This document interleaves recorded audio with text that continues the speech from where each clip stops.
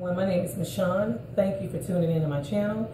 Today I'm going to be making two different types of foods, or sides should I say, with one main ingredient, which is pork chops. I'm making something healthy and light for me to eat, and I'm also making something kind of heavier for my husband to eat to take to work with him. So first we'll get started with the potatoes. I've already preheated my oven to 400 degrees, and I've already mixed up some seasoning already in here. But what I'm going to do is I'm going to put some pink Himalayan salt on the potatoes. They've been cut and they've been washed already. You can put whatever you want on here, but this is just like what I like to do. I'm going to also use some black ground pepper, if I can get it open. I like to put onion and garlic powder, so I'll do that.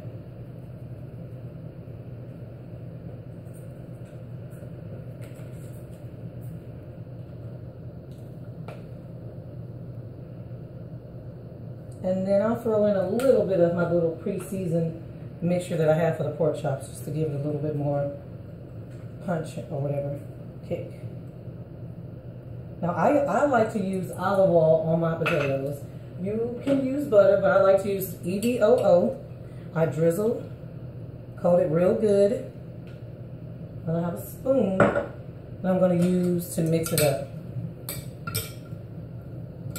Now when you're mixing it up, you just want to make sure you coat all the potatoes with all the seasoning and everything that you put in it. Again, I have preheated my oven to 400 degrees. And this, with them being so small and chopped, it should only take about 35 minutes. Because I'm going to lower the temperature once I put the pork chops in. So now I'd like to finish with a little parsley, some color, and it just tastes good. Potatoes. Herbs are really good.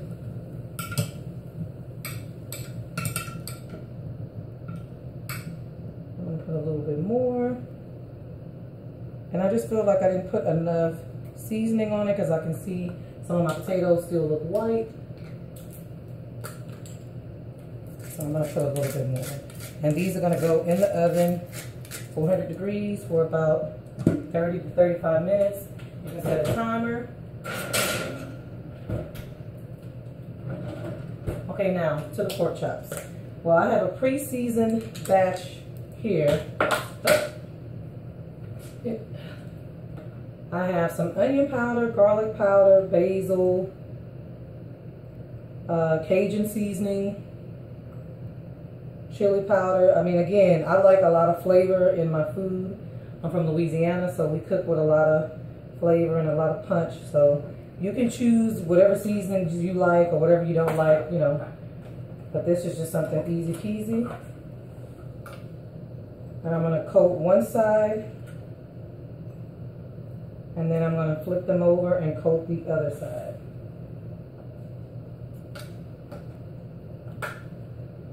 It's really, really simple. It's really whatever you like to do. It's just taking healthy food and, you know, trying to make it taste good for you and your family. Or healthy food does not have to taste bad.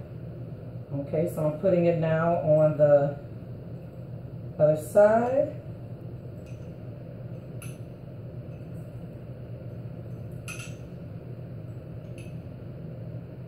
I also want to put the Worcestershire sauce on it.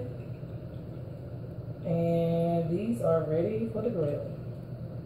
I have a griddle here that's already preheated to 350. I want to get a nice sear on them. I like to drizzle a little bit of olive oil so it doesn't stick. And then you want to get your pan as hot as you can because you want to get that sear. And I just cook them for a few minutes on each side.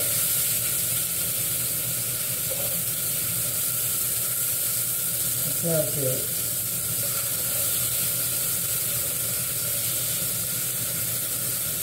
And you just let these cook here for a few minutes while I'm doing my corn on the cob for my husband. I'll just probably have like a salad with mine, so mine's is going to be pretty basic. But I'm doing the potatoes and the corn on the cob for my husband. Okay, so the corn on the cob has been washed. It's fresh and pre-buttered already.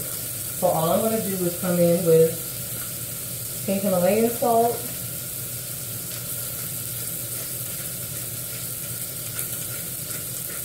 And then sometimes I like to put a little bit on the side, and then you don't have to keep rolling it around and getting your hands dirty. So put the salt, a little bit of black pepper, just a little bit. And then I like to put chili powder. I like the color, and it just gives it another little punch and a kick to it.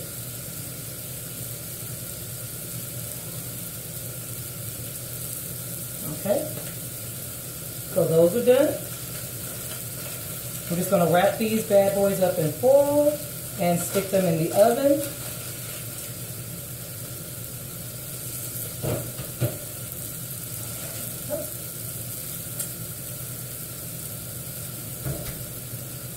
Okay, and as the pork chops are searing, they're not going to be completely cooked on the griddle. All I want is just a little color.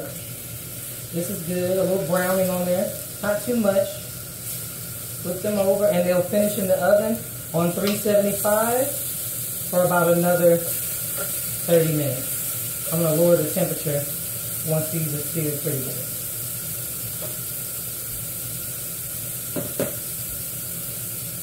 Stick around for part 2, and thanks for tuning in to Michonne.